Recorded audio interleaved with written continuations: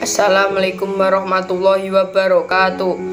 Nama Muhammad Hilmi Aminuddin, kelas 8E, nomor absen 22. Saya akan menyampaikan rangkuman bab 1 sampai 6 pelajaran pendidikan agama Islam semester 1. Bab ke-1, rendah hati, hemat, dan sederhana. Rendah hati disebut juga dengan tawadu. Pengertian tawadu adalah sikap diri yang tidak merasa lebih dari orang lain. Lawan kata dari rendah hati adalah tinggi hati, sombong, takabur, atau angkuh.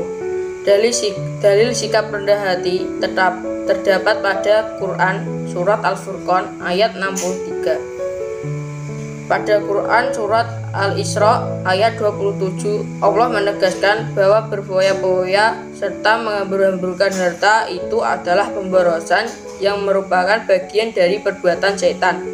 Allah mengajarkan kita agar bisa hidup hemat dan sederhana, karena hemat dan sederhana akan membantu kehidupan manusia menjadi lebih tenang dan tentram. Bab kedua, meyakini kitab-kitab Allah. Iman kepada kitab Allah berarti percaya dan yakin dengan sepenuh hati bahwa Allah telah menurunkan kitab-kitabnya kepada Rasulnya. Ada 4 kitab yang wajib kita yakini. 1. Kitab Taurat diturunkan kepada Nabi Musa. 2. Kitab Zabur diturunkan kepada Nabi Daud. 3. Kitab Injil diturunkan kepada Nabi Isa. 4. Kitab Al-Quran diturunkan kepada Nabi Muhammad. Bab ketiga, menghindari minuman keras. Segala bentuk minuman yang memabukkan adalah khamr.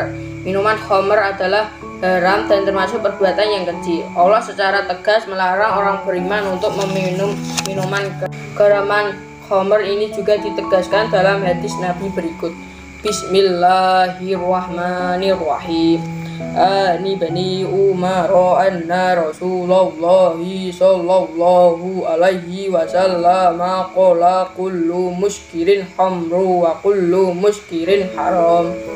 Artinya, dari Ibnu Umar bahwa Rasulullah sallallahu alaihi wasallam bersabda, setiap yang memabukkan adalah khamr dan setiap yang memabukkan adalah haram. Hadis riwayat Muslim. Bab keempat, sholat sunnah. Sholat sunnah adalah sholat yang dianjurkan untuk mengerjakannya. Orang yang melaksanakan sholat sunnah mendapatkan pahala dan keutamaan dari Allah. Namun jika seseorang tidak melaksanakan sholat sunnah, dia tidak berdosa. Sholat sunnah yang dilaksanakan secara bersamaan adalah sholat Idul Fitri, sholat Idul Adha, sholat kusufus samsi atau gerhana matahari, sholat kusuful qomari atau gerhana bulan, sholat istisqa atau meminta hujan.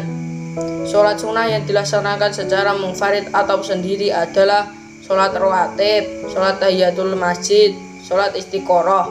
Sholat sunnah yang boleh dikerjakan berjamaah dan munfarid adalah sholat tarawih, sholat witir, sholat duha, sholat tahajud, sholat tasbih.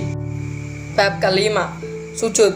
Sujud merupakan suatu bentuk kepasrahan dan pengembangan diri kepada Allah. Hanya kepada Allah sajalah manusia itu boleh bersujud. Sujud syukur ialah sujud yang dilakukan ketika seorang memperoleh kenikmatan dari Allah atau telah terhindar dari bahaya. Sujud syaf'i adalah sujud yang dilakukan karena lupa atau ragu-ragu di dalam sholat. Sujud tilawah adalah sujud yang dilakukan karena membaca ayat-ayat sajadah dalam Al-Quran ketika salah maupun di luar, baik pada saat membaca atau menghafal sendiri atau pada saat mendengarkannya. Bab ke-6, ilmu pengetahuan pada masa Umayyah. Daulah Umayyah mengalami 2 periode, yaitu periode di Damaskus dan di Cordoba, Andalusia. Daulah Umayyah berdiri di Damaskus selama 90 tahun. Pendirinya bernama Muawiyah bin Abi Sufyan bin Harb bin Umayyah. Daulah Umayyah menjadikan Damaskus sebagai pusat pemerintahannya. Pemerintahan Daulah Umayyah di Andalusia atau Spanyol berdiri 275 tahun.